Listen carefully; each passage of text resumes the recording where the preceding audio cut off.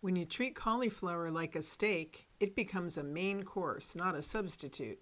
Cauliflower works as a steak because its dense core can brown deeply without drying out.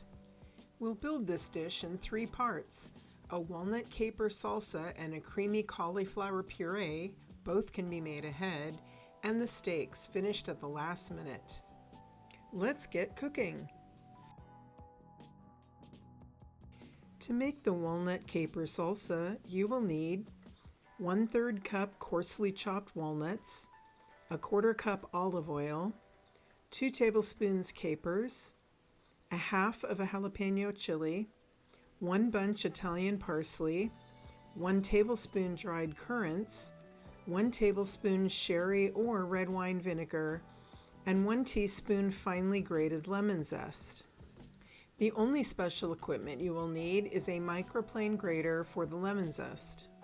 Coarsely chop the walnuts. These came from a bag of baking bits and pieces, but I like to run my knife through and make sure that they're all roughly the same size. Toast in a 350-degree oven until golden brown. Drain the capers. Then place them on several layers of paper towels to dry. You want them very dry before we put them in oil to cook.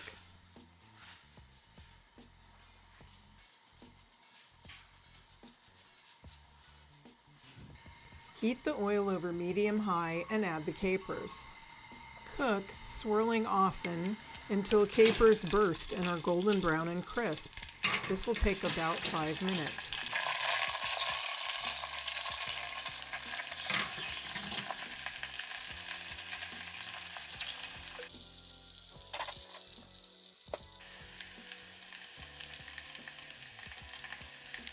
When capers are done, pour into a heat-proof bowl with enough room for all of the ingredients. Cut the stem off the jalapeno. Cut the jalapeno in half lengthwise and reserve the other half for another use. Cut this half in half lengthwise one more time. This gives you better access to then slice out the membrane. Turn it over and shake out any seeds. Remove any last bits of membrane with the tip of your knife.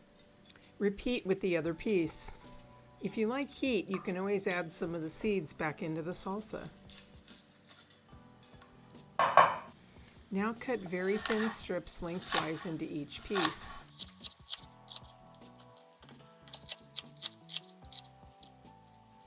Turn the strips and cut crosswise into fine mince.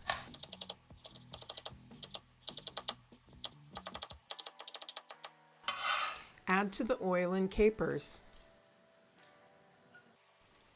Pull leaves off the Italian parsley to make about a half cup size pile. Our goal is to have about 3 tablespoons chopped. You don't have to be too precise on this. Coarsely chop the parsley.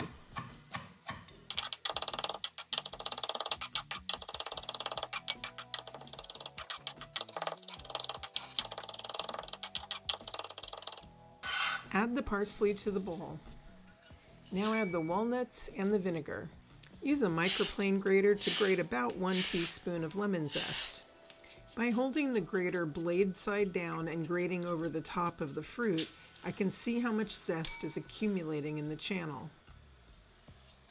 Add some salt. I started with a 1/4 teaspoon. Combine well.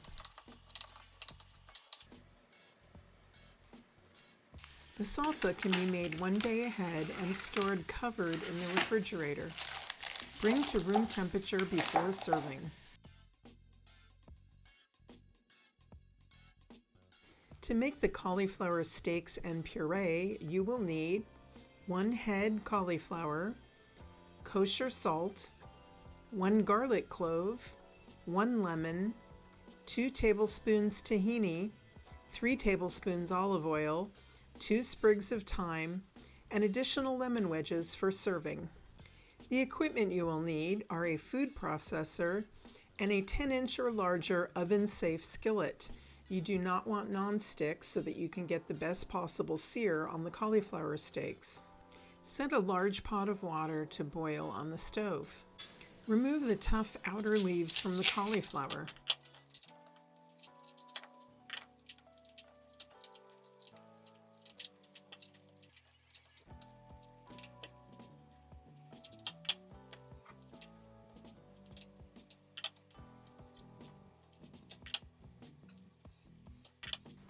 It's okay to leave some of the tender inner leaves.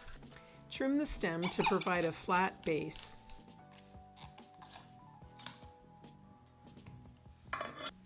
Cut the cauliflower in half through the top.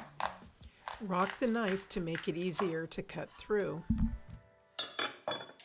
Now cut a 1.5 inch wide slice from the inside edge.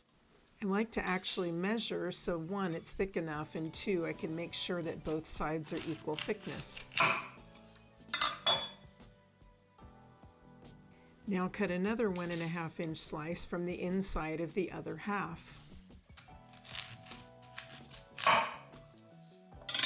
Now we have 2 equal thickness cauliflower steaks. Set aside. Rough chop the remaining cauliflower. Add some salt to the boiling water. Add the chopped up cauliflower florets. Cook until tender, about 7 to 8 minutes. Meanwhile, finely mince the garlic clove. Cut off the root and stem end and then wrap it with the side of your knife. This loosens the skin so you can peel it. Mince by first slicing the clove and then running your knife through it until it's finely minced.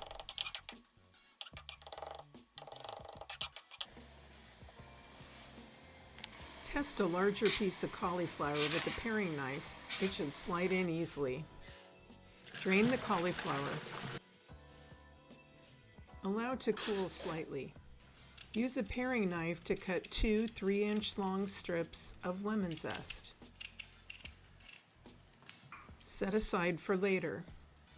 Now roll the lemon while gently pressing down to maximize the amount of juice. Cut the lemon in half and then juice both halves into a small bowl. Most lemons will yield the 2 tablespoons of juice that we need here. If you get less than 2 tablespoons, then use a second lemon. Place cauliflower into the food processor. Add the minced garlic, the 2 tablespoons of lemon juice,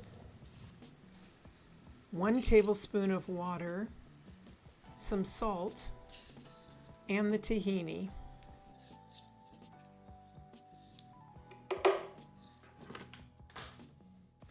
Process to a smooth puree.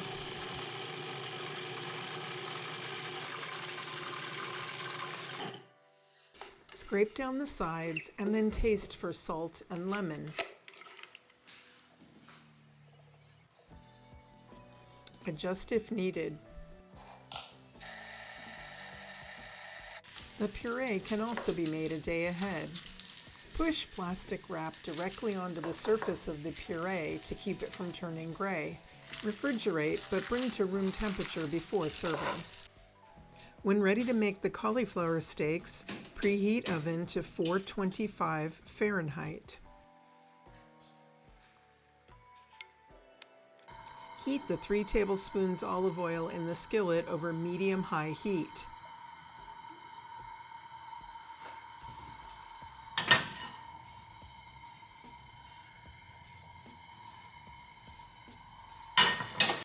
Once the oil is very hot and shimmering, add the 2 cauliflower steaks. Add the 2 thyme sprigs and the 2 lemon zest strips. Gently lift each cauliflower steak and tilt the pan to make sure that the hot oil is underneath each of the steaks.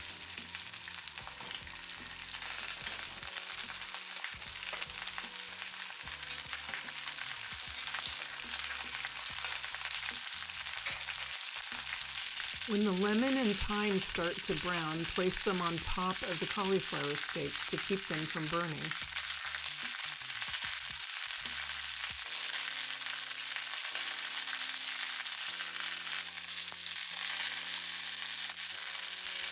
Cook until deep golden brown and then turn over.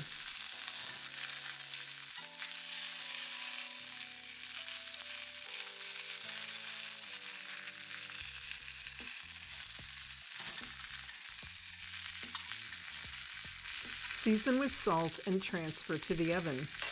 Roast until cauliflower is fork tender, about 10 to 15 minutes.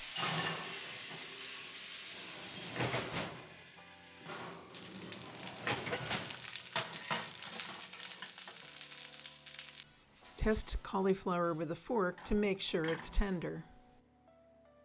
To plate, spoon about 1/3 of the puree onto the plate, place a cauliflower steak on top, spoon some salsa over, and garnish with a lemon wedge. Thank you so much for joining Food Immerse and exploring different cuisines, ingredients, and cooking techniques. If you enjoyed this video, please hit like and subscribe so you don't miss a single delicious episode. If you make this dish, I would love to hear about it in the comments or shoot me an email. Until next time, cheers to good food.